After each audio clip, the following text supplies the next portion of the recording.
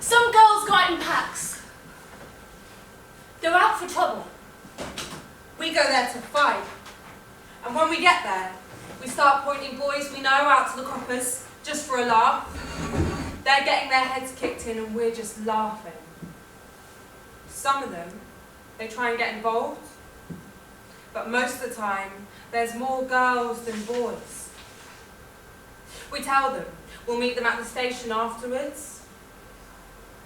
Then when they get there, we mug them. It's getting really bad. The violence. They don't seem to care what they do to people. As long as they don't get caught, they don't care. There was a bunch of kids there. Couldn't have been older than 14. Some big muscly bloke comes up to them. He must have been about 30.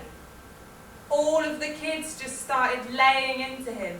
No warning, nothing. Yeah, I get it. It's about the feeling of smashing someone's head in. Yeah, I'd like to get some cunt lemos and raiders and splow him. Well, what are you going to be called? A coward.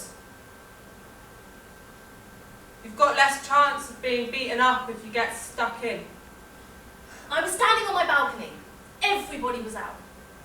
Everyone was on their balcony. Big audience. They started fetching bottles and sticks. Some of those older girls, they started getting involved. This fucking great big girl, Linda, she starts getting involved. She wears Doc Marten boots and everything. This guy grabbed her. He smelled of piss. Then she smashed him over the head with a bottle. There was blood everywhere. Some of those girls, they're harder than those boys, you know? They wear rolled up white jeans and Doc Marten boots. And they'll get stuck into you if you get on the wrong side of them.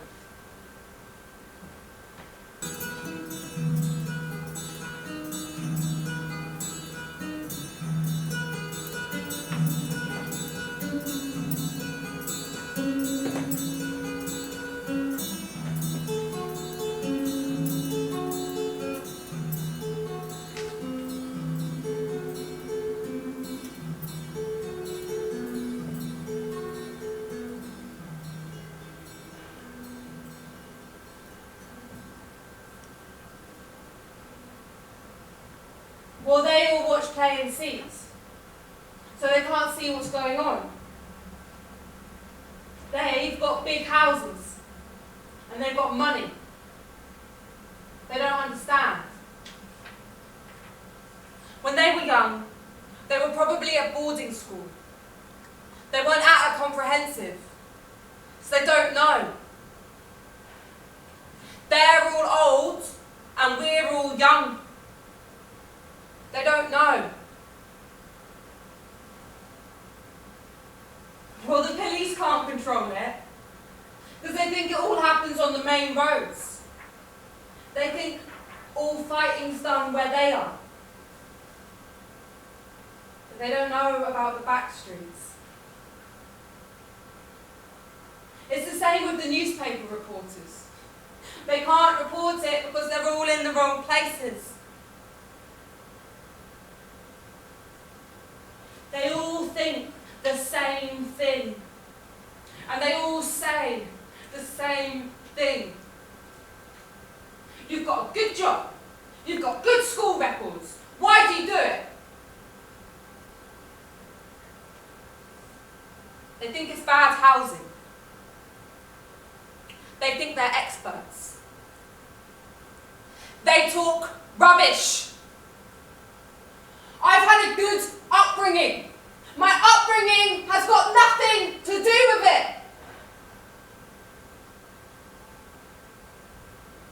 But that's not what the judges think. They look at me and they think scum.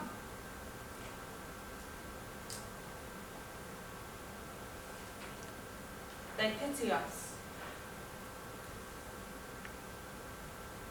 They don't know why we do it.